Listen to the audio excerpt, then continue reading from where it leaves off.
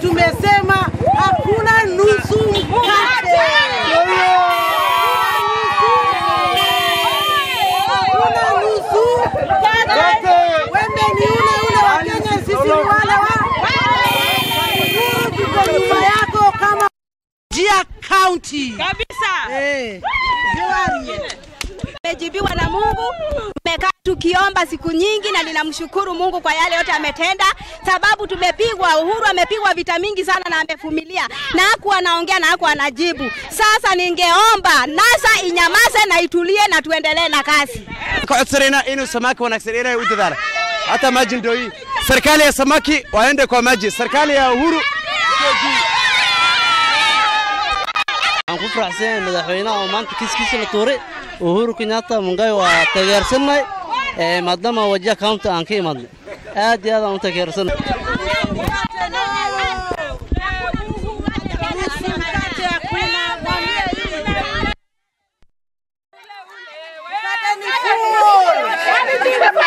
go'aanka aad baan u soo dhaweynaynaa maxkamaddana waan ku taageersanahay maxaa yeelay waddanka in badan baa isa haysanay intaas ka badan isma haysan karna marka waddankana waddan hor u socdo waaye wax badan baa howlal badan baa gadaal noola dhigay marka aad baan u soo dhaweynaynaa waxaan leenahay waa mid oo macnaha Uhuru Kenyatta u istaahila shaqabka waxa uu baahan yahay in la ogolaado xiisada la iska daaya maadaama kuuraha laba qof hadii ay tartamaan mid uu heli lahaa in oo xiisada aan la kicinin aan leenahay waxaan leenahay hambaliya madaxweynaha oo hambaliyeynayna dadkana waxaan leenahay isdejiya ma sha Allah sidii la rabay waa la mari mucaaradka waxaan leenahay raalli ahaada waddanka hor inuu socdo rabnaa anaga